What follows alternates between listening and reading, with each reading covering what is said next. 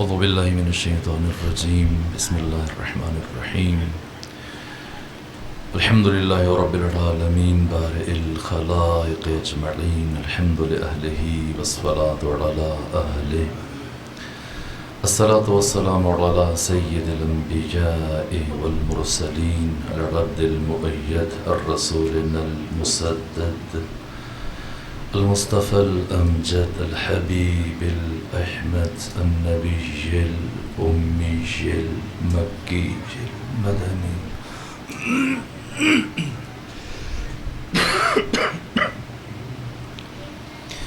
السراج المنير الكوكب الدري صاحب الوقار والسكينة المدفون بأرض مدينة سيدنا ونبينا وشفيع ذنوبنا وطبيب قلوبنا وحبيب نفوسنا ومولانا أبي القاسم محمد اللهم صل على محمد وآل محمد وأهل بيته الأطيبين الأطهرين الأنجبين المعصومين المظلومين برحمة الله على أحبابهم وأصحابهم وشيعتهم ومحبيهم ومواليهم أجمعين ولعنة الله على أعدائهم ومنكري فصائلهم وغاصبي حقوقهم من جمع عداوتهم إلى الآن ومن الآن إلى قيام يوم الدين وبعد يوم الدين أما بعد فقد قال حق سبحانه في القرآن بسم الله الرحمن الرحيم وقضى ربك ألا تعبدوا إلا إياه وبالوالدين إحسانا صلوات بجي خاندان فاطمة اللهم صل على محمد وآل محمد مجھ سے میرے محترم میزبان صاحب خانہ نے یہ خواہش کی ہے کہ میں آج کی اس نشست میں والدین کے حقوق اور ان کے مقام اور عظمت کی طرف کچھ اشارہ کروں. میں اپنے عزیز جوان دوستوں سے بالخصوص اگر ایک سوال پوچھوں کہ سرور و سالار شہیدان حسین ابن علی علیہ آلاف التحیت والثناء یزید کو ناپسند کرتے تھے. ہم بھی یزید کو ناپسند کرتے ہیں, ہم یزید سے نفرت کرتے ہیں, یزید کو اپنا دشمن سمجھتے ہیں اور ہم خود یزید کے لیے اپنی دشمنی رکھتے ہیں دلوں میں. اگر آپ جوانوں سے سوال کیا جائے کہ ہم یزید ابن معاویہ ابن ابو سفیان کو کیوں دشمن سمجھتے ہیں اور کیوں دشمنی رکھتے ہیں, تو شاید اس کا جواب یہ ہوگا چونکہ آقا حسین یزید سے دشمنی رکھتے تھے اس لیے. تو دوسرا سوال یہ ہے کہ پھر حسین ابن علی کیوں یزید سے دشمنی رکھتے تھے؟ ہم حسین کی وجہ سے یزید کے دشمن ہیں, خود حسین یزید کے دشمن کیوں ہیں؟ وہ یزید کا کردار, یزید کا عمل ہے, یزید کی زندگی, اس کا طرز بود و باش, اس کی معاشرت, اس کا طرز حیات. 28 رجب کی رات میں جب ولید بن عتبہ نے سید الشہداء سے یزید کی بیعت کا مطالبہ کیا, حضرت نے 4 کلمات اپنے تعارف کے لیے استعمال کیے اور 4 کلمات یزید کے تعارف کے لیے استعمال کیے. اپنے لیے فرمایا انا اہل بیت النبوہ ومعدن الرسالہ ومحل الرحمہ ومختلف الملائکہ. یہ 4 اوصاف, خصوصیات, امتیازات اور کمالات اپنے بیان کیے اور پھر 4 باتیں اور 4 لفظ یزید کے تعارف کے لیے استعمال کیے. فرمایا وہ یزید رجل فاسق شارب الخمر قاتل النفس المحترمہ مؤلن بالفسق۔ سرور و سالار شہیدان حسین ابن علی علیہ آلہ طیب و ثنا نے یزید کے تعارف میں اسے پہچانوانے کے لیے جو پہلا لفظ استعمال کیا یہ لفظ فاسق ہے۔ اگر میں آپ سے استفسار کروں کہ فاسق کسے کہتے ہیں، فسق کیا ہے اور فاسق کون ہے، تو کیا فرمائیں گے؟ قرآن مجید نے فاسق کی جو تعریف کی ہے سورہ مبارکہ البقرہ میں، کون ہے فاسق؟ فرمایا الذین یقطعون ما امر اللہ بہ ان یوصل، اور دوسری بات وَيُفْسِدُونَ فِي الْأَرْضِ، فرمایا یہ فاسق ہے۔ فاسق کی پہلی علامت جسے قرآن نے بیان کیا یقطعون، قطع یقطع یقطعون، یقطعون یعنی قطع کرتا ہے، کاٹتا ہے، اس کے ہاتھ میں کینچی ہے۔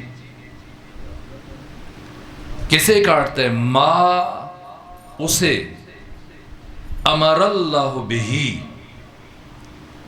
جس کا خدا نے حکم دیا، ان یوصل کسے ملائے۔ یہ فاسق کی پہلی علامت ہے کہ اللہ نے جس کے ملانے کا حکم دیا ہے فاسق اس پر کینچی چلاتا ہے، اس پر اثر انداز ہوتا ہے۔ سوال، خدا نے کس کے ملانے کا حکم دیا؟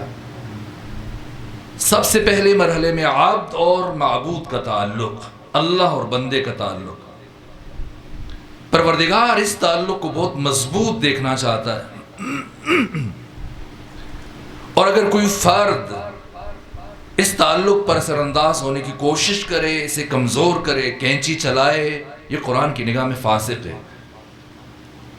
کافر کی بھی قرآن کسی حد تک عزت کا قائل ہے، کافر کی غیبت کرنا جائز نہیں ہے، لیکن فاسق وہ بدترین گروہ ہے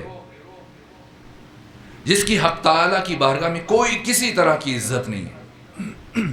صرف فاسق وہ گروہ ہے جس کی آپ غیبت کر سکتے ہیں۔ یہ فاسق کون ہے؟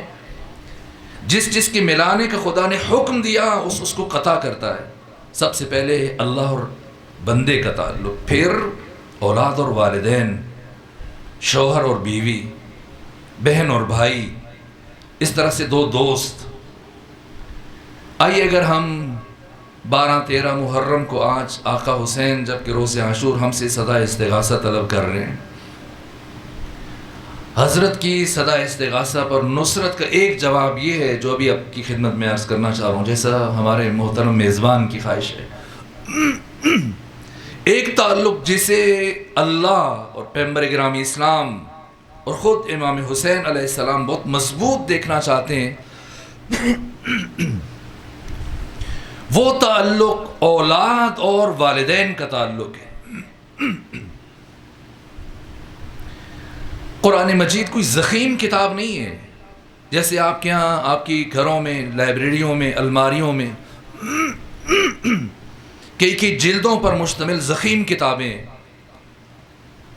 بہار الانوار اس کی 110 جلدیں، وسائل الشیعہ کو دیکھ لیجئے، آپ کے گھروں میں یہ تفسیر نمونہ ہے، 27 جلدیں۔ قرآن جلدوں پر مشتمل نہیں، ایک کتاب ہے، 6236 جملے ہیں کل قرآن میں، یہ آیات ہیں قرآن کی۔ اور قرآن نے جزیات کو بیان نہیں کیا، اصول بیان کیے، اور اصولوں سے بھی بالاتر جوامع الکلم کو بیان کیا۔ جوامع الکلم یعنی جن سے خود آگے 20 اصول استنباط ہوتے ہیں، استخراج ہوتے ہیں، قوانین بنتے ہیں۔ اس کے باوجود قرآن نے بعض مسائل کو بار بار بیان کیا۔ ہمارے فروعات دین میں سے اور اہم ترین واجبات قرآن نے آدھی آیت میں ذکر کیا، پلٹ کے دوبارہ نام نہیں لیا، لیکن کچھ موضوعات کو قرآن نے پیہم بیان کیا، مسلسل بیان کیا، جن میں سے ایک موضوع والدین کا مقام، ان کی عزت، ان کی حرمت، ان کے حقوق ہیں۔ 14 مقامات پر پروردگار نے قرآن مجید میں یہ انبیاء کی دعاؤں کے علاوہ جہاں اللہ نے والدین کے حقوق کو بیان کیا، اور ان 14 میں سے 4 مقامات ایسے ہیں جہاں اللہ اپنی توحید کے اعلان کے فوراً بعد والدین کے مقام اور ان کی عظمت کو بیان کر رہا ہے۔ ان میں سے ایک مقام سورہ مبارکہ بنی اسرائیل کی آیت نمبر 23 اور 24۔ آپ آیت کا لب و لہجہ دیکھیں، آیت کا اسلوب دیکھیں، آیت کے اندر استعمال ہونے والے الفاظ دیکھیے، آغاز اور انجام۔ وَقَضَىٰ رَبُّكَ، تمہارے رب کا یہ قطعی فیصلہ ہے، حتمی فیصلہ ہے، اللہ تعبدو، کہ تم کسی کی عبادت نہ کرو، الا ایاہ، سوائے اس کے، وبالوالدین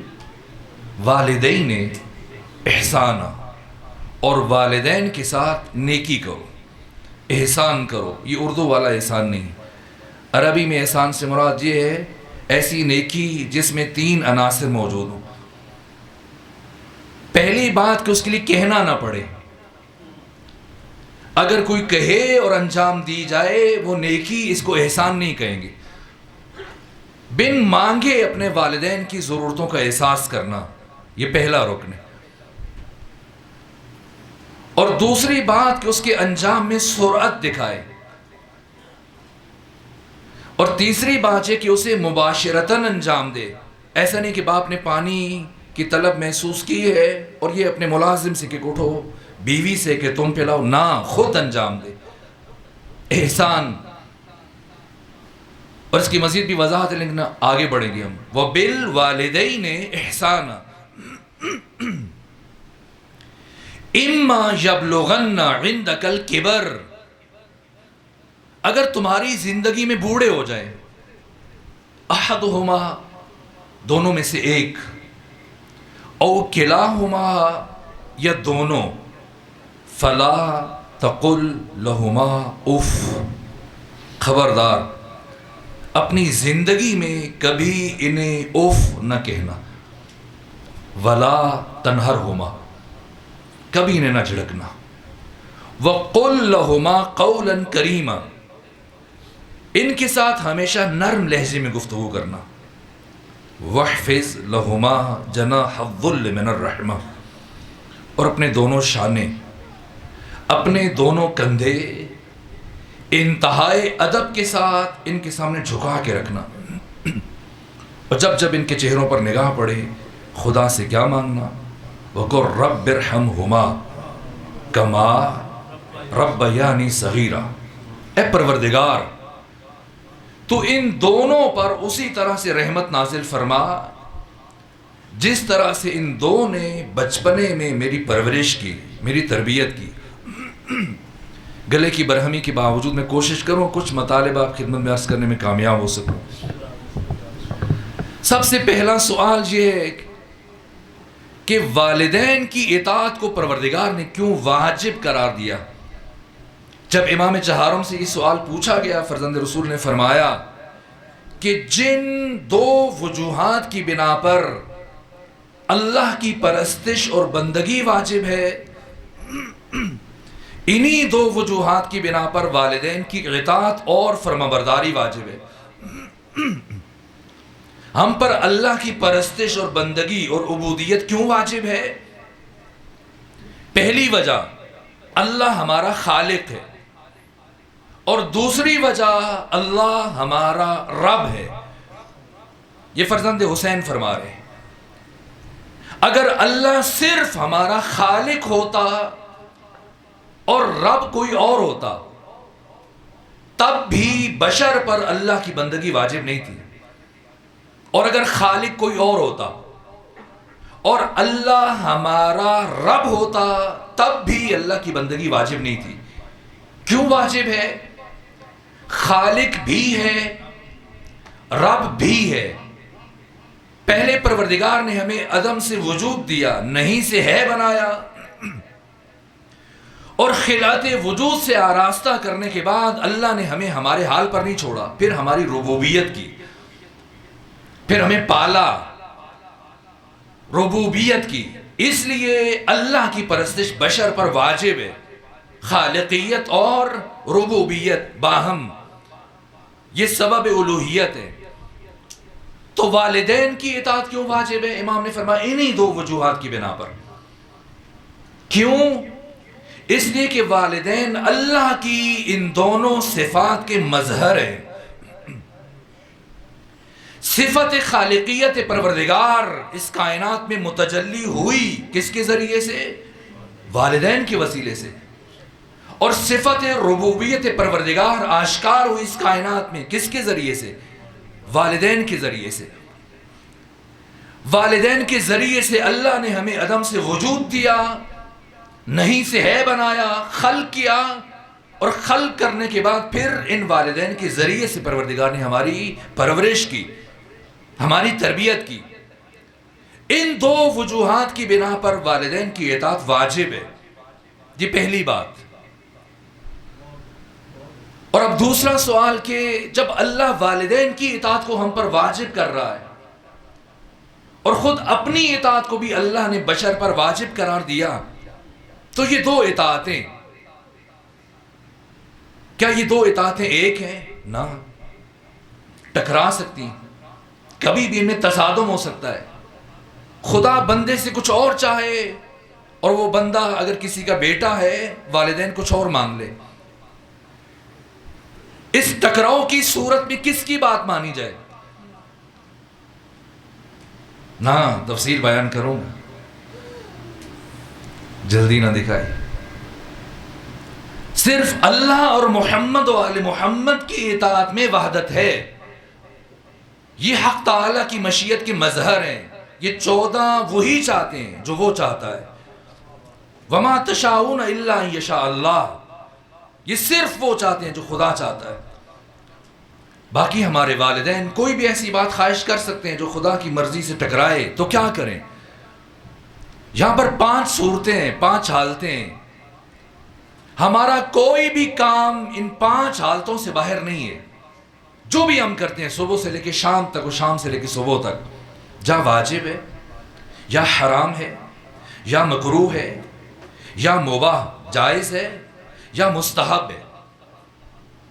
مستحب ایسا کام جس کے کرنے میں ثواب ہے اور اگر نہ کریں تو گناہ نہیں ہے۔ مکروہ ایسا کام جسے ترک کرنے میں ثواب ہے، چھوڑنے میں ثواب ہے۔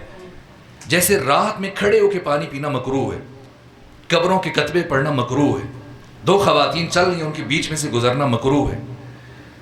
مکروہ وہ کام اگر اسے چھوڑا جائے تو اس کے چھوڑنے میں ثواب ہے۔ یہ وضاحت ضروری تھی۔ ہمارا کوئی بھی کام ان 5 حالتوں سے باہر نہیں ہے، واجب ہے، حرام ہے، مکروہ ہے، مباح ہے، مستحب۔ ان 5 میں خدا کہاں ہے؟ میں فقہ اہل تسنن، بخاری، مسلم، ترمذی، ابن ماجہ، ابو داؤد، ان احادیث کو اور فقہ اہل تسنن کو مد نظر رکھ کر اور فقہ اہل تشیع سب کو دیکھ کے یہ بات کرنے لگا ہوں اور یہ قانون دینے لگا ہوں آپ کو۔ ان 5 میں سے خدا کہاں ہے اور والدین کہاں ہیں؟ ان 5 میں سے صرف 2 میں اللہ پہلے ہے اور والدین بعد میں۔ باقی 3 میں اللہ نے خود والدین کو پہلے رکھا ہے اور خود کو بعد میں رکھا ہے۔ صرف واجب اور حرام میں اللہ کی اطاعت مقدم ہے۔ باقی جتنے بھی مستحبات ہیں جن کی تعداد 2000 ہے، مکروہات اور مباحات، ان سب میں والدین مقدم ہیں، اللہ بعد میں۔ یہ خود خدا کا اعلان ہے۔ واجب میں خدا پہلے ہے۔ اگر والدین واجب سے روکیں آپ ان کی بات نہیں مانیں گے۔ اگر باپ یا ماں یہ کہہ دے کہ نہ نماز فجر نہ پڑھو، نہ آپ نہیں مانیں گے۔ اسی طرح اگر فعل حرام کا مطالبہ کریں کہ تھوڑا سا شراب پی لو، نہ آپ بھی نہیں مانیں گے۔ واجب اور حرام میں خدا مقدم ہے۔ اس کے علاوہ جتنے مستحبات ہیں، مکروہات ہیں، مباحات ہیں، والدین پہلے۔ نماز پڑھنا مستحب ہے لیکن اول وقت میں پڑھنا مستحب نہیں ہے، واجب نہیں ہے، معذرت۔ نماز واجب ہے لیکن اول وقت میں پڑھنا واجب نہیں۔ نماز پڑھنا واجب ہے لیکن مسجد میں جا کے پڑھنا واجب نہیں ہے، مستحب ہے۔ نماز پڑھنا واجب ہے لیکن جماعت کے ساتھ پڑھنا واجب نہیں ہے، مستحب ہے۔ اگر باپ روک دے کہ نہ مسجد جانے کی ضرورت نہیں، گھر میں پڑھو، جماعت کے ساتھ ضرورت نہیں ہے، فرادہ پڑھو، جماعت ہو رہی ہے، باپ کہہ دے تو نہیں، تم فرادہ پڑھو، اب کس کی مانے گا؟ اب والدین کی مانے گا۔ نماز تہجد اور نماز شب مستحب ہے، عمرہ مستحب ہے۔ اگر باپ یا ماں روک دیں اور اب نماز تہجد پڑھے گا، یہ گنہگار ہے، اس کی تہجد قبول نہیں ہے، نماز شب قبول نہیں۔ جتنے بھی مستحبات ہیں سب میں والدین پہلے ہیں، اللہ بعد میں، مکروہات مباحات۔ یہ دوسری بات جو عرض کی میں نے آپ کی خدمت میں۔ اب تیسرا سوال، اگر والدین میں تصادم ہو جائے، یہ تو اللہ اور والدین کی بات تھی، اگر خود والدین کے مابین تصادم ہو جائے، باپ کچھ کہے اور ماں کچھ اور کہے، تو کس کی مانے؟ باپ کی، جماع کی؟ یہاں پر دین نے 4 امتیازات باپ کو دیے، ان میں ماں شریک نہیں ہے، اور 1 امتیاز دین نے ماں کو دیا، اس میں باپ شریک نہیں ہے۔ پہلا امتیاز جو صرف باپ کے لیے ماں شامل نہیں ہے، باپ کی قضا نمازیں اور روزے یہ بڑے بیٹے پہ واجب ہیں، ماں کی قضا نمازیں اور روزے یہ بڑے بیٹے پہ واجب نہیں ہیں۔ اگر خوشی سے پڑھ دے یہ الگ بات ہے۔ دوسرا فرق، باپ کو اپنی اولاد کے گھر میں جانے کے لیے اولاد کی اجازت نہیں چاہیے، لیکن ماں کے لیے اجازت واجب ہے، لازم ہے۔ تیسرا فرق، باپ اپنی اولاد کی مرضی کے بغیر ان کے مال میں تصرف کر سکتا ہے، یہ چوری کے زمرے میں نہیں جائے گا، لیکن ماں کو شریعت نے حق نہیں دیا، حد جاری ہو سکتی ہے۔ اور چوتھا فرق، باپ کو اپنی اولاد کے اوپر حق ولایت حاصل ہے، ماں کو حق حاصل نہیں ہے۔ آج ہمارے معاشرے مشہور ہے، عام طور پہ اس طرح جملے ہم استعمال کرتے ہیں، میاں بیوی راضی تو کیا کرے گا قاضی، لڑکی راضی ہے، لڑکا بھی راضی ہے، دونوں کولیگ ہیں، آفس میں ہیں یا یونیورسٹی میں، ذہنی ہم آہنگی ہو گئی اور دونوں نے فیصلہ کیا کہ وہ شادی کریں گے، والدین کی مرضی کے بغیر، مثلاً کورٹ میرج کریں گے، اور جج کہہ دے کہ ہاں آپ کی شادی ہو سکتی ہے، اور کوئی مولوی صاحب نکاح پڑھا دے۔ اس کی شرعی حیثیت کیا ہے؟ اگر لڑکی بھی راضی ہے، لڑکی کی ماں بھی راضی ہے، لڑکی کی ساری بہنیں بھائی راضی ہیں، تمام خالائیں ماموں نانی نانا سب راضی ہیں، اور چیف جسٹس یہ فیصلہ دے کہ شادی ہو سکتی ہے اور ہونی چاہیے، اور پرائم منسٹر یا پریزیڈنٹ آرڈر جاری کریں کہ ہر حال میں اس شادی کو ہونا چاہیے، اور مفتی اعظم اس لڑکی اور لڑکے کا نکاح پڑھا دے، کیا حیثیت ہے؟ اس نکاح کی کوئی حیثیت نہیں، ردی کی ٹوکری میں پھینک دیں جب تک باپ کی اجازت نہ ہو۔ یہ حق کے ولایت پروردگار نے باپ کو دیا، اس میں ماں شریک نہیں ہے۔ یہ 4 امتیازات باپ کے لیے، اور 1 امتیاز جو اللہ نے ماں کو دیا، اس میں باپ شریک نہیں۔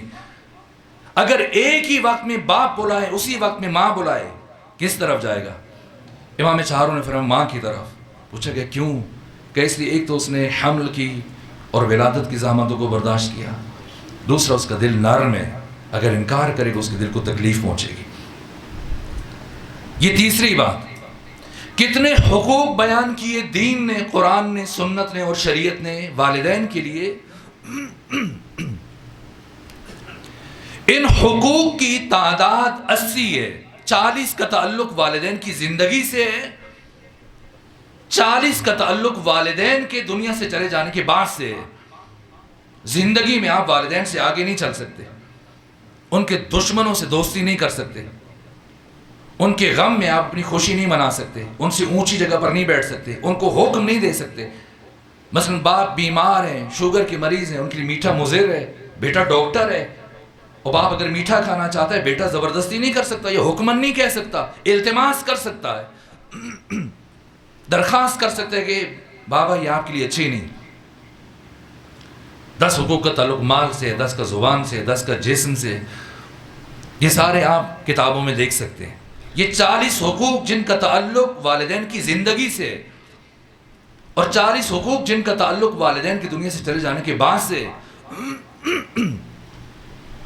بہت سارے افراد زندگی میں والدین کی مطیع رہے لیکن ان کی دنیا سے چلے جانے کے بعد ان کی وہ حقوق ادا نہ کرنے کے باعث نافرمان ہوئے، عاق ہو گئے.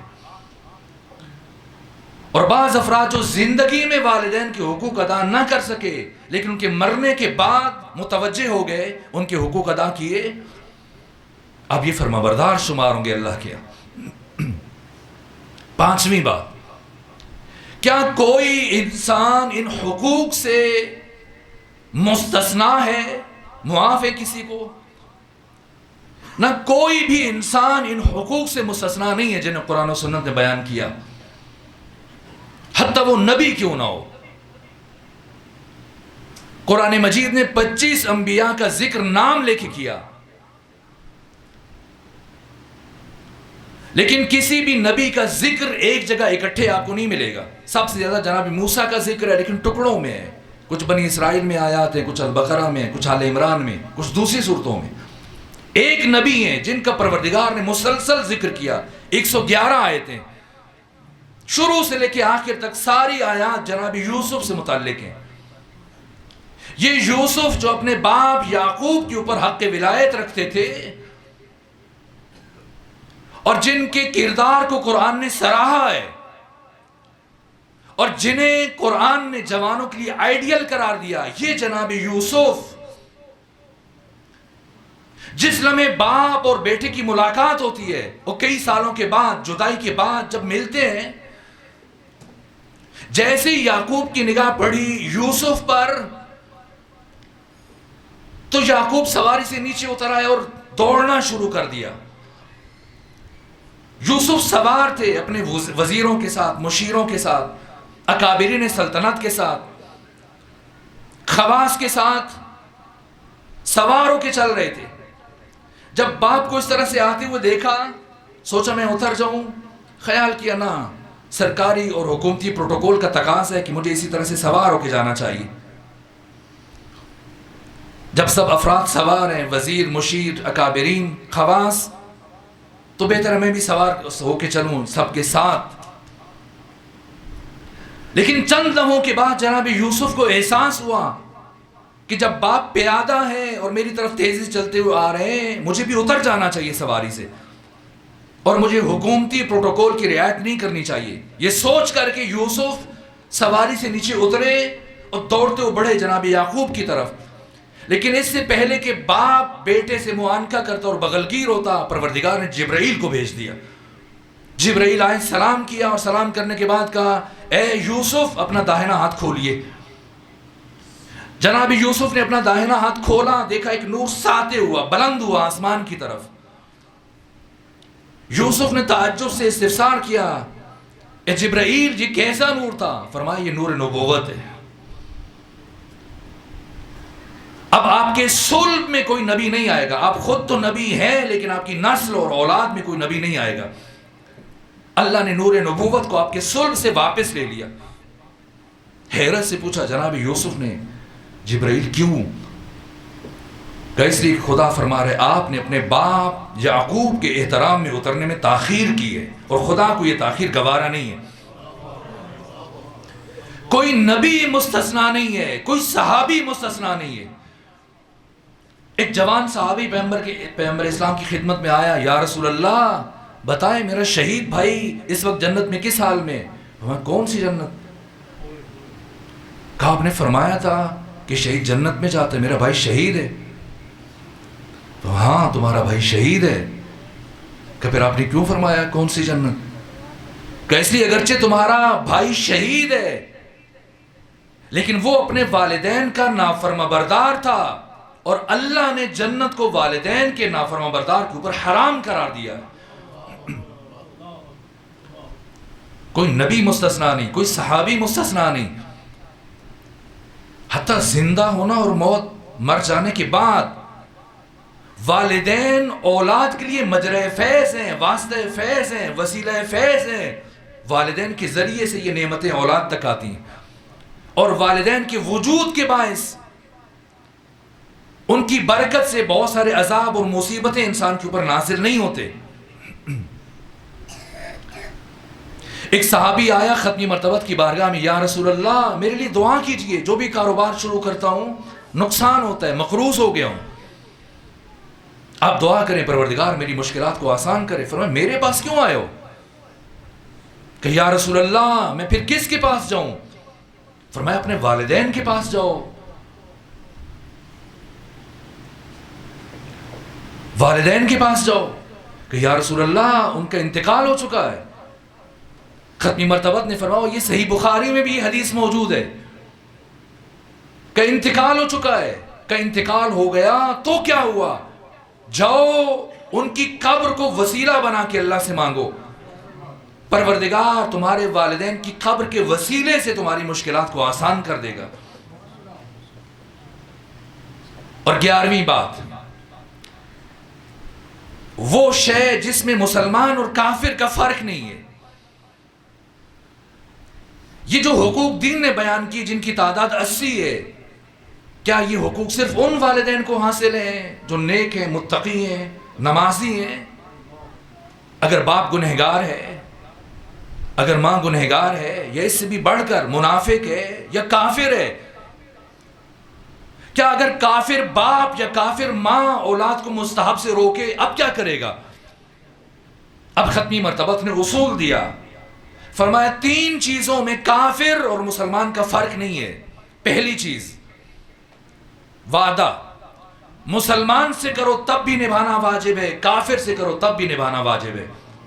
دوسری چیز امانت، امانت مسلمان کی ہو تب بھی اس کی پاسداری واجب ہے، کافر کی ہو تب بھی اس کی پاسداری واجب ہے۔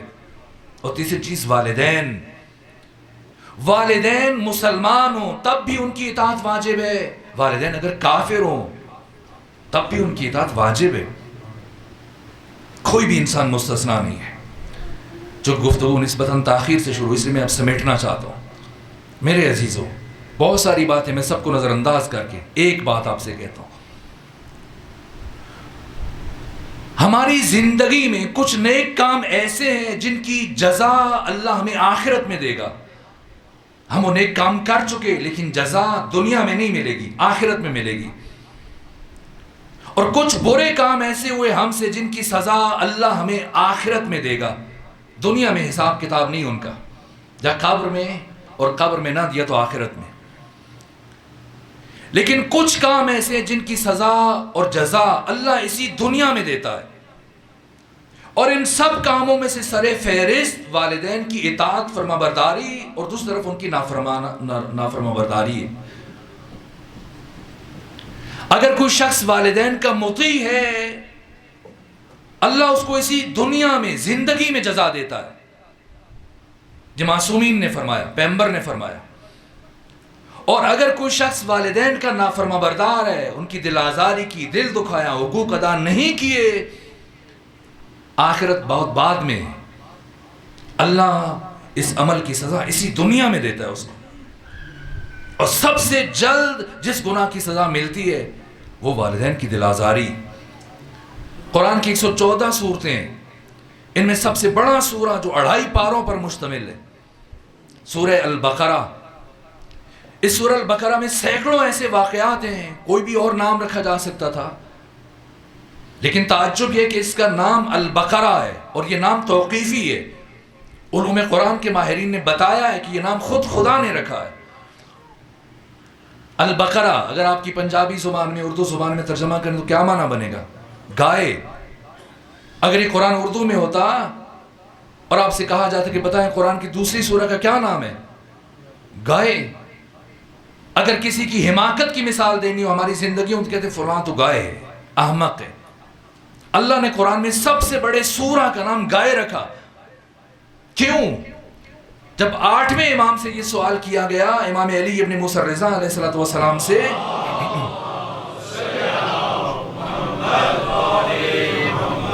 تو حضرت نے فرمایا، کہا کہ یہی بات کہ اللہ کچھ چیزوں کی جزا اسی دنیا میں دیتا ہے، اور پروردگار نے ایک جوان کو اس کے عمل کے صلے کی جزا دینی تھی، اس لیے یہ گائے کا واقعہ پیش آیا، اور نام گائے اس لیے رکھا تاکہ انسان جیسی قرآن کھولے اس سورہ کو فوراً اس بات کی طرف متوجہ ہو جائے. اس سورہ کے باقی مضامین اپنی جگہ، لیکن اللہ یہ چاہتا ہے سب سے پہلے جب بھی یہ نام سنے یا اس سورہ کو پڑھے فوراً اس بات کی طرف متوجہ ہو جائے. اولاد یعقوب میں سے، جناب اسرائیل کی اولاد میں سے، بنی اسرائیل میں سے ایک شخص نے اپنے چچا کے بیٹے کو قتل کر دیا. اور قتل کیا جب تو ایک خاتون کے ساتھ رشتہ کرنا چاہ رہا تھا، اور وہ اس کے چچا کے بیٹے کی منگیتر تھی، ان کی منگنی ہو چکی تھی، اور یہ چاہ رہا تھا کہ اس کی شادی ہو جائے. اس نے رات اپنے غلام کے ساتھ مل کر اسے قتل کیا، اور قتل کرنے کے بعد اس کی لاش کو گھسیٹتا وہ وہاں لے کے گیا، اس گھر کے باہر رکھ دی جن کے ساتھ ان کی دشمنی چل رہی تھی. یہ تاثر دینے کی کوشش کی قاتل یہ ہے. اب جب صبح لوگ اٹھے دیکھا کہ یہ لاش پڑی ہے، پریشان ہوئے قاتل کون ہے، تو اب جھگڑا شروع ہو گیا. ایک کہتا ہے یہ قاتل ہے، دوسرا کہتا ہے یہ قاتل ہے. بالآخر جب جھگڑا بڑھا اور 2 سے 3 افراد قتل ہو گئے، اب خدشہ تھا کہ خانہ جنگی شروع ہو جائے گی.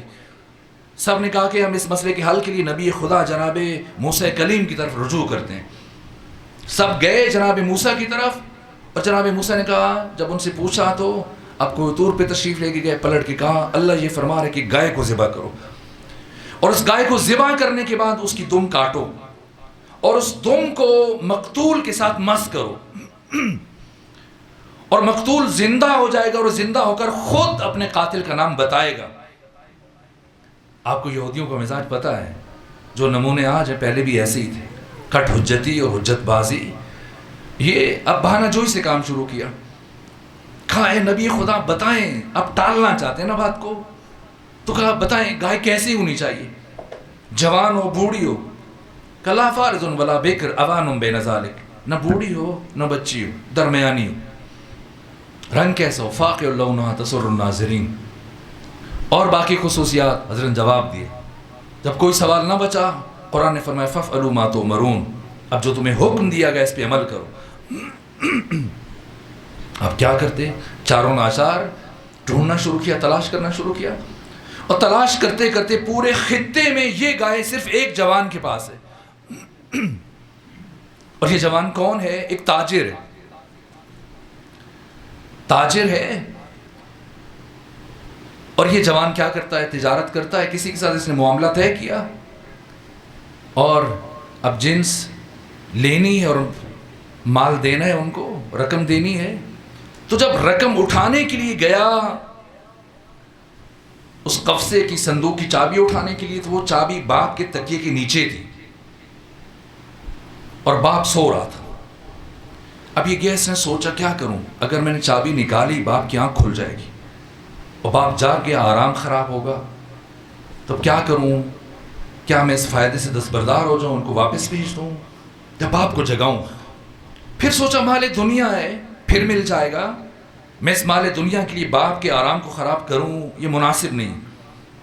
پلٹ گیا، ان سے عذر خواہی کی، کہا میں نے یہ معاملہ نہیں کرنا آپ کے ساتھ. ان کا تمہیں فائدہ ہوگا، کہاں فائدہ ہے لیکن مجھے فائدہ نہیں چاہیے. جب باپ جاگا، اسے پتا چلا کہ بیٹے نے میرے آرام کی خاطر اپنے یقینی فائدے کو ٹھکرا دیا، تو خوش ہو کے دعا دی، اور پھر کہ یہ میرے پاس ایک گائے ہے، یہ تحفے میں رکھ لو، تمہیں کام آئے گی. اب یہ وہی گائے ہے جس میں یہ ساری خصوصیات جمع ہیں. اور اب بنی اسرائیل چاہتے ہیں کہ جوان بیچے، لیکن کہتے ہیں یہ تو میرے باپ کی یادگار ہے، میں نے نہیں بیچنی. اب انہیں موقع ملا، کہا اے موسیٰ کلیم جب یہ نہیں بیچنا چاہتا تو آپ اجازت دیں ہم کوئی سی گائے ذبح کریں. فرمایا نہ، اللہ چاہتا ہے یہی گائے. بنی اسرائیل نے کہا اگر یہی گائے مطلوب ہے تو پھر اس سے کہیں کہ بیچے، یا ہمیں اجازت دیں ہم دوسری گائے ذبح کریں. حضرت نے فرمایا میں سفارش کرتا ہوں. سفارش کی، کہا اے نبی خدا میں آپ کے احترام میں یہ گائے دینے کے لیے آمادہ ہوں. اب سوال ہوا کہ قیمت کیا ہو؟ جناب موسیٰ کلیم نے کہا میں خدا سے پوچھ کے بتاؤں گا. اور جب استفسار کیا بارگاہ احدیت میں، خدا نے فرمایا بنی اسرائیل سے کہو اس گائے کو ذبح کرو، ذبح کرنے کے بعد اس کا پیٹ چاک کرو، اور جتنا اس کے چمڑے کے اندر، کھال کے اندر سونا سما سکتا ہے یہ اس کی قیمت ہے. اب چیخے کہ یہ کیا، کہ یہ امر خدا ہے.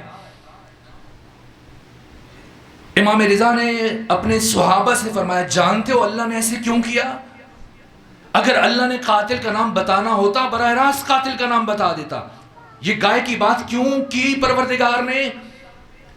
اس لیے کہ پروردگار قاتل کا سراغ دینے کے ساتھ ساتھ ایک جوان کو اس کے والدین کی اطاعت کا صلہ اسی دنیا میں دینا چاہتا تھا. اور یہ تصویر کا ایک رخ ہے.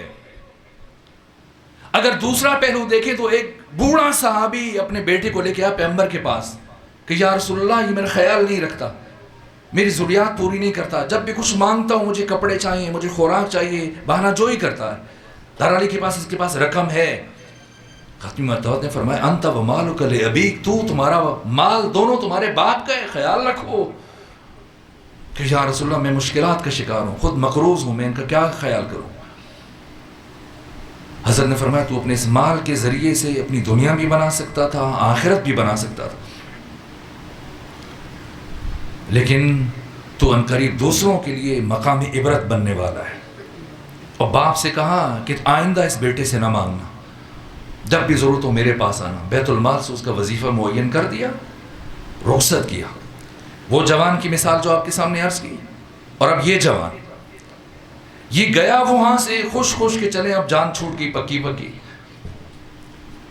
اور 3 سے 4 دن کے بعد جب اس نے معاملہ کیا، یہ کھجوروں کا بزنس کرتا تھا، تو اس نے رقم لی اور اب کھجوریں منتقل کرنی ہیں. جب گودام کھولا سب میں کیڑا پڑ چکا ہے.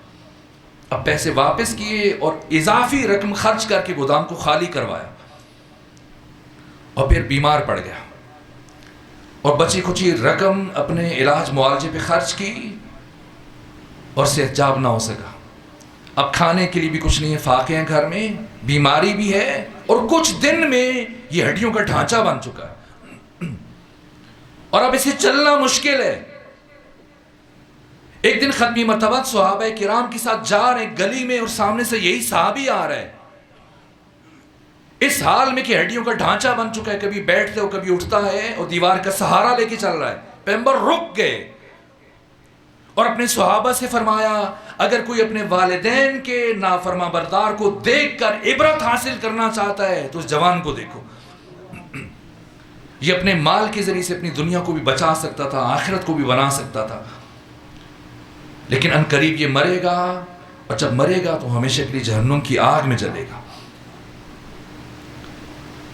یہ نمازیں، یہ روزے، یہ عبادات، یہ گریہ و بکا کچھ کام نہیں آئے گا اگر والدین ناراض ہیں. اور یہ میں نہیں کہہ رہا، فرزند حسین فرما رہے ہیں کہ جو شخص اپنے والدین کا نافرما بردار ہے، جاؤ اسے علی زین العابدین کا پیغام پہنچاؤ. جتنی چاہے نمازیں پڑھ سکتا ہے پڑھ لے، جتنی عبادت کر سکتا ہے کر لے، اور جتنی دعائیں مانگ سکتا ہے مانگ لے. اللہ کی بارگاہ میں نہ تمہاری کوئی نماز قبول ہوگی، نہ کوئی تمہاری دعا مستجاب ہوگی.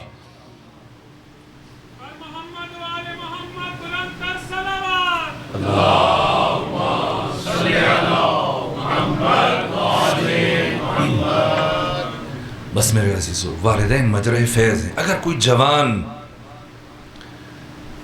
یا کوئی بھی فرد چاہتا ہے کہ اسے زندگی میں، اس کی زندگی میں برکت ہو، اس کی زندگی میں خوشی ہو، اس کے مال میں برکت ہو، اسے اچانک موت نہ آئے، اسے مرنے سے پہلے پروردگار توبہ کی توفیق عطا کرے، اس کی اولاد اس کی مطیع اور فرما بردار ہو، اللہ اس کی عبادات کو قبول فرمائے، اسے قبر میں مشکل اور پریشانی کا سامنا نہ ہو، حساب و کتاب اور سوالات میں آسانی ہو. اگر کوئی چاہتا ہے کہ قیامت کے دن اسے شفاعت محمد و آل محمد نصیب ہو، اگر چاہتا ہے کہ جنت میں انبیاء کا ہم نشین بنے، تو اس کے لیے سب سے بڑا عمل جو اپنی زندگی میں انجام دے سکتا ہے وہ والدین کی اطاعت ہے، والدین کی فرمانبرداری ہے، والدین کی عزت ہے.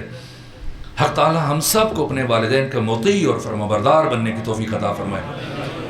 میں زیادہ آپ کو زحمت سماعت نہیں دینا چاہتا. یہ والدین علماء اخلاق اور علماء اور محققین نے اور مفسرین نے انسان سازی کے جو عوامل ذکر کی، ان کی تعداد 6 ہے. میں ایک جملہ عرض کروں، اور یہ جملہ روح قرآن ہے، جوان اسے لوح دل پہ نقش کریں اور یاد رکھیں اس جملے کو کہ ہم انسان پیدا نہیں ہوئے، ہم انسان بننے کے لیے پیدا ہوئے ہیں۔ اور انسان سازی کے جو عوامل ہیں ان کی تعداد 6 ہے، یہ 6 فیکٹرز ہیں، 3 ہڈن ہیں، 3 اوپن ہیں، 3 عوامل خفی، 3 عوامل جلی۔ عوامل خفی ہڈن فیکٹرز ایک توفیق، دعا اور توارث صفات جینز، اور عوامل جلی سماج، سوسائٹی، استاد اور والدین۔ ان 6 میں سے قوی ترین عامل والدین، اور والدین میں سے قوی ترین عامل انسان سازی کا وہ ماں کا وجود ہے۔ ماں انسان سازی کا کارخانہ ہے، اور یہ جو پیغمبر خاتم نے فرمایا کہ جنت ماں کے قدموں کے نیچے ہے، یہ جنت ہر ماں کے قدموں کے نیچے نہیں ہے، جنت صرف ایسی ماں کے قدموں کے نیچے ہے جو اپنی اولاد کو جنتی بنانے کی صلاحیت رکھتی ہے۔ ہر خاتون اس قابل نہیں ہے کہ وہ ماں بن سکے۔ یہ ماں انسان سازی کا کارخانہ ہے۔ بڑی بڑی شخصیتیں 8,500 سالہ انسانی تاریخ میں، اسلام سے پہلے اور اسلام کے بعد، اگر آپ ان کی کامیابی کا سب سے بڑا عامل تلاش کرنا چاہیں تو ان کے والدین بالخصوص ماں کا وجود ہے۔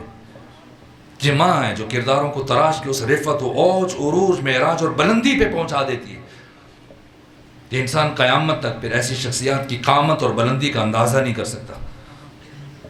اگر علماء کی دنیا سے مثال دوں، شیخ مرتضیٰ انصاری،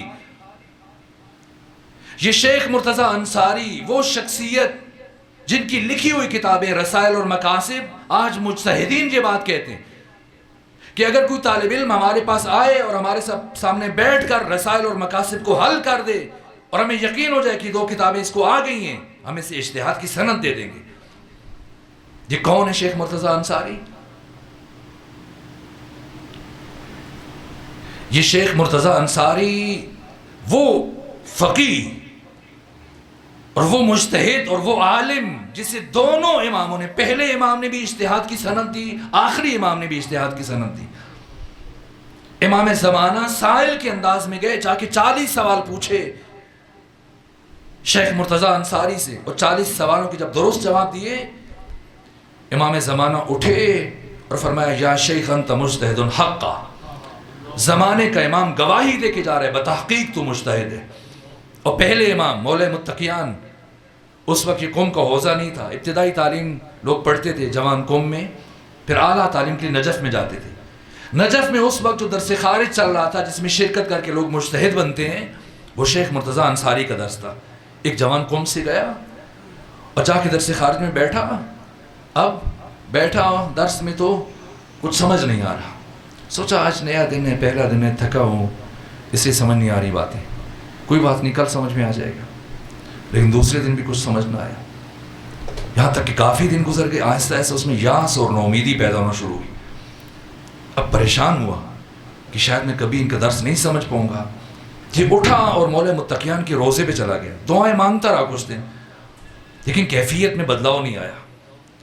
ایک دن گیا حضرت کے روزے پہ، بہت گریہ کیا، توسل کیا، کہا آقا آپ باب مدینۃ العلم ہیں، آپ بشریت کی مشکل کشا ہیں، کیا اپنے مہمان کو اپنی بارگاہ سے خالی ہاتھ واپس بھیج دیں گے؟ رقت طاری ہوئی اور دعا کے دوران اسے احساس ہوا کسی نے اس کے کندھے پہ ہاتھ رکھا اور اس کے کان میں بسم اللہ الرحمن الرحیم کی تلاوت کی۔ متوجہ ہو گئے کہ کون سی ہستی ہیں جنہوں نے کان میں بسم اللہ کی تلاوت کی۔ خوش ہوا، گھر چلا گیا، بے تابی سے رات گزاری، صبح کا انتظار کر رہا ہے۔ اور صبح ہوئی، اب شیخ کے درس میں پہنچا، وہ درس جس کی ایک بات سمجھ میں نہیں آتی تھی، آج جیسے شیخ مرتضیٰ نے درس شروع کیا، یہ کھڑا ہو گیا اٹھ کے، کہا جناب شیخ سوال ہے۔ شیخ مرتضیٰ نے ان کے سوال کا جواب دیا، اس نے سوال کے اندر سے پھر ایک اور سوال نکال دیا، یہاں تک اسی سوال و جواب میں ساری گفتگو ختم ہو گئی۔ دوسرے دن، تیسرے دن، ہفتہ گزر گیا اور سب حیران، جی کیسا طالب علم ہے، کتنا ذہین، آج تک کسی نے شیخ مرتضیٰ انصاری کو روکا نہیں اور یہ ان کی بات آگے نہیں بڑھنے دے رہا ہے. یہاں تک کہ ایک ہفتہ 8 دن گزرنے کے بعد شیخ مرتضیٰ انصاری درس پڑھانے کے بعد عقبی دروازے سے گھر چلے جاتے تھے، لیکن اس دن جب ممبر سے اترے اپنے ہزاروں شاگردوں کی صفوں کو چیرتے ہوئے آگے بڑھے اور اس جوان کے قریب آئے اور اس کے کندھے پہ ہاتھ رکھے، اس کے کان میں ایک ایسی بات کہی جس کے بعد وہ زمین پہ بیٹھ گیا اور شیخ باہر نکل گئے. سب افراد اس جوان کے گرد اکٹھے ہوئے. بتاؤ شیخ نے تمہیں کیا کہا ہے؟ کہا کیا بتاؤں؟ شیخ مرتضیٰ نے آج مجھے وہ بات کہی، یا خدا جانتا ہے یا ایک ہستی کو پتا ہے یا میں جانتا ہوں. کہا کیا کہا؟ سارا واقعہ بتایا اور کہا جناب شیخ نے میرے کان میں یہ کہا کہ اتنا نہ اتراؤ اور غرور علمی میں مبتلا نہ ہو جاؤ اور مجھے درس پڑھانے دو اور تکبر علمی کا شکار نہ ہو جاؤ، اس لیے کہ جس ہستی نے تمہارے کان میں بسم اللہ کی تلاوت کی ہے اسی ہستی نے میرے کان میں پورے قرآن کی تلاوت کی ہے. یہ شیخ مرتضیٰ انصاری جب یہ مجتہد بنے، بس میں بات ختم کر رہا ہوں، تو خواتین ان کی ماں کے پاس آئیں. جب یہ مرجع بنے ان کی تقلید شروع ہوئی. کہا آپ کو مبارک ہو، آپ کا بیٹا مرجع بن گیا. دنیا تشیع میں ان کی تقلید شروع ہو گئی. انہوں نے مبارکباد وصول کی. ایک خاتون جو زیادہ باہوش تھیں انہوں نے کہا کہ آپ تو ایسے مبارکباد وصول کر رہی ہیں جیسے کوئی بڑی بات نہیں ہوئی ہے. کہ آپ کا بیٹا نائب امام بن گیا، مرجع بن گیا، شیخ اعظم انصاری بن گیا، تقلید ہو رہی ہے پوری اسلامی دنیا میں. کہ اگر میرا بیٹا نبی بن جاتا تب بھی مجھے تعجب نہ ہوتا. اس نے حیرت سے پوچھا کیوں، ایسی کیا خاص بات ہے؟ کہ تم نہیں سمجھ پاؤ گی، صرف اتنا سن لو. جتنا عرصہ یہ بچہ میرے شکم میں رہا میں ہمیشہ باوضو رہی، ہمیشہ رزق حلال کھایا. اور جب یہ دنیا میں آیا سردیوں کی ٹھنڈی راتوں میں جب یہ دودھ کے لیے جاگتا تھا، روتا تھا، میں سے روتا چھوڑ کے اٹھ کے چلی جاتی تھی. پہلے غسل کرتی تھی، وضو کرتی تھی، 2 رکعت نماز پڑھتی تھی، جناب سیدہ زہرا کو ہدیہ کرتی تھی. اس کے بعد آ کے اسے دودھ پلاتی تھی. اتنی زحمتوں کے بعد اگر یہ فقی بن گیا، مرجع بن گیا تو کون سی بڑی بات ہے.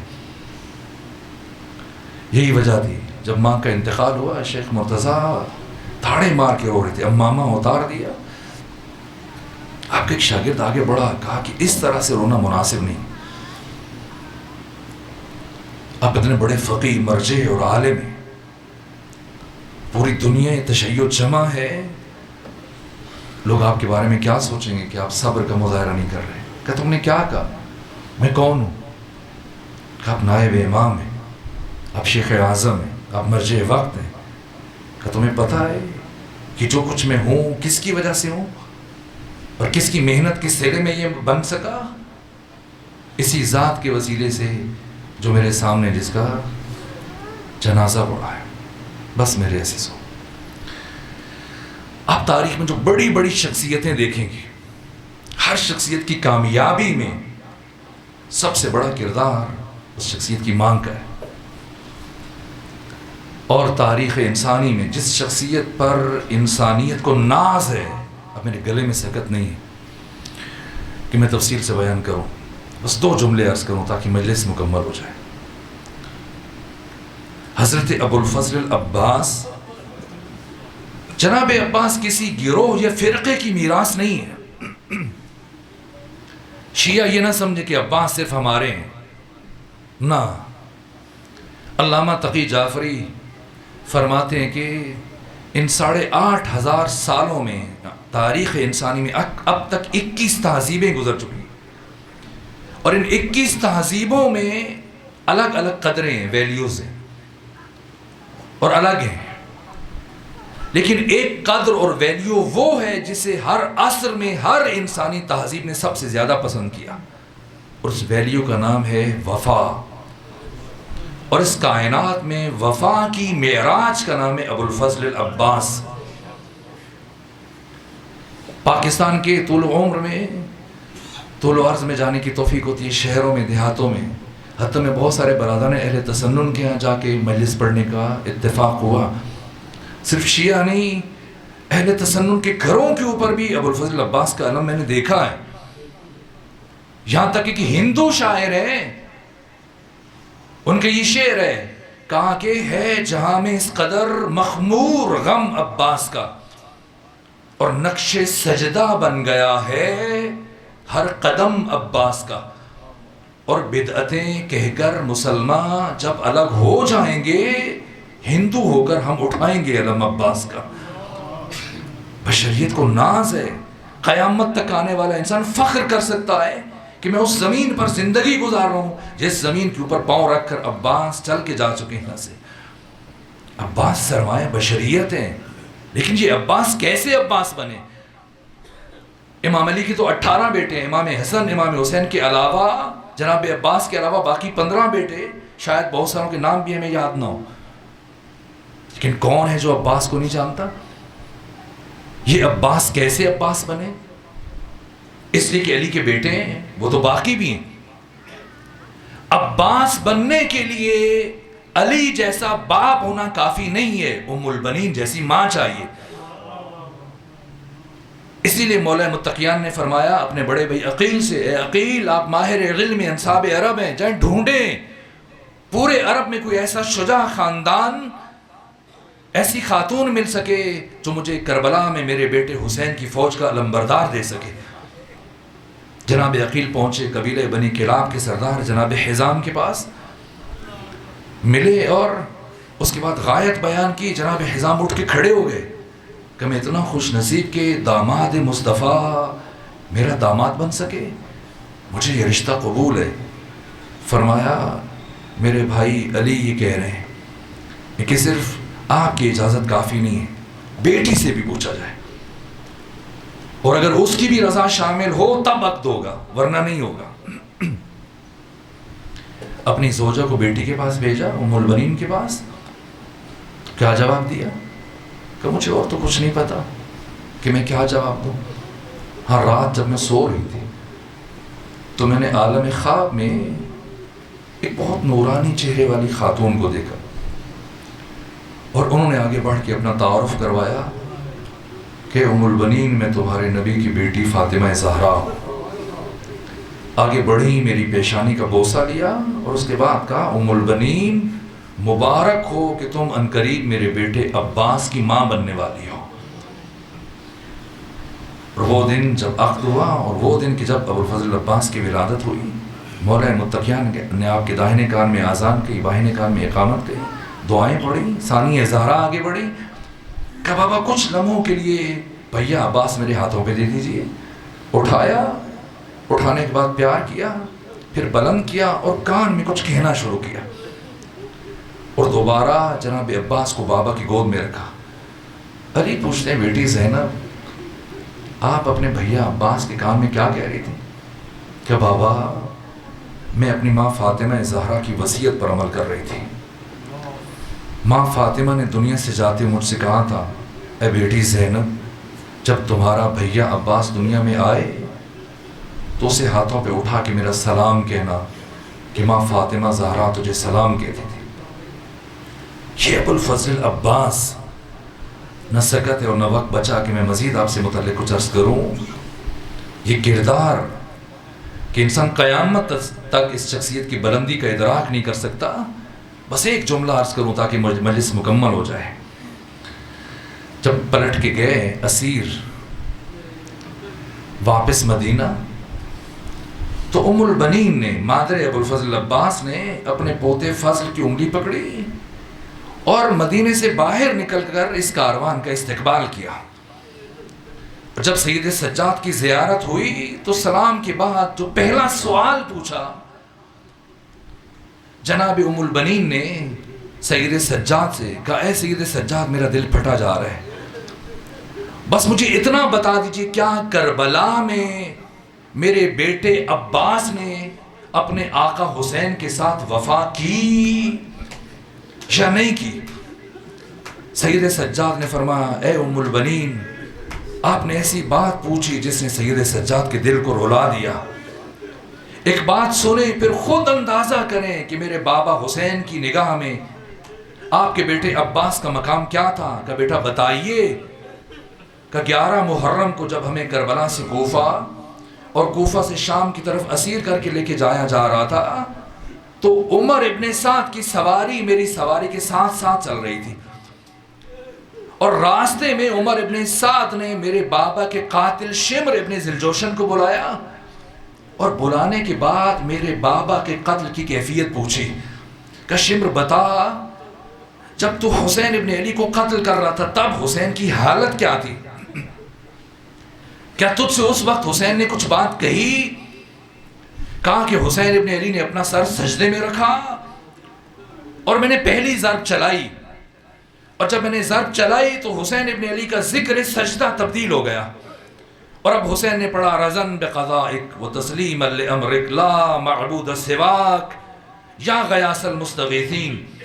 اور جب میں نے دوسری ضرب چلائی حسین نے پھر یہی ذکر پڑھا، میں نے تیسری ضرب چلائی حسین نے پھر یہی ذکر پڑھا، میں ضربیں چلاتا رہا، حسین مسلسل یہی ذکر پڑھتا رہا، یہاں تک کہ جب میں نے 13ویں ضرب چلائی اور حسین کا سر حسین کے تن سے جدا کیا، اور جب میں نے حسین کے بالوں میں ہاتھ ڈالے اور حسین کے سر کو بلند کیا تو میں نے دیکھا ابھی بھی حسین کے لب ہل رہے ہیں، ابھی بھی حسین کے لب ہل رہے ہیں۔ میں نے سوچا حسین اب کون سا ذکر کر رہے ہیں؟ تو اب جو میں اپنے کان حسین کے لبوں کے قریب لے کے گیا، مسلسل ایک آواز بلند ہو رہی تھی، عباس عباس۔ یہ عباس ہے، یہ مقام ہے۔ اور ایک جملہ اور عرض کروں تاکہ مجلس مکمل ہو جائے، اور اس کی روایت مدینے کا سابق گورنر مروان بن حکم کرتا ہے، کہا کہ میں ہر روز جنت البقیع کے پاس سے گزر کے آگے مسجد نبوی کی طرف جاتا تھا، میں دیکھتا تھا کہ ہر روز ایک خاتون نبی زادی کی قبر پر بیٹھ کے گریہ کرتی ہے۔ میں نے کسی سے پوچھا بتاؤ یہ کون خاتون ہے جو زوجہ علی فاطمہ زہرا کی قبر پر بیٹھ کر اس طرح سے گھنٹوں بیٹھ کے گریہ کرتی ہے؟ کسی نے مجھے بتایا کہ یہ کربلا میں حسین ابن علی کی فوج کے علمبردار ابو الفضل عباس کی ماں ام البنین ہے۔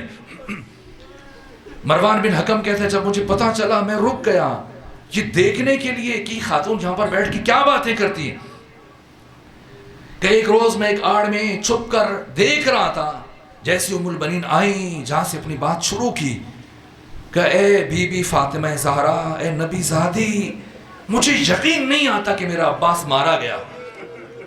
میں جانتی ہوں میرا عباس کتنا بڑا شجاع تھا، کتنا بڑا بہادر تھا، اگر سارے عرب مل کر میرے عباس کے مقابلے میں آ جاتے میرے عباس کو شہید نہ کر سکتے۔ آج بھی مجھے یقین نہیں آتا میرا عباس مارا گیا، لیکن جب سنتی ہوں کہ کسی نے آپ کی بیٹی کے سر سے نیزے کے ساتھ چادر کو اتارا، اور جب سنتی ہوں کہ کسی نے آپ کی بچی جناب سکینہ کے رخسار کے اوپر تماچے مارے، پھر مجھے یقین آ جاتا ہے ہاں نہیں ہوگا جبھی تو ایسا کچھ ہوا ہوگا۔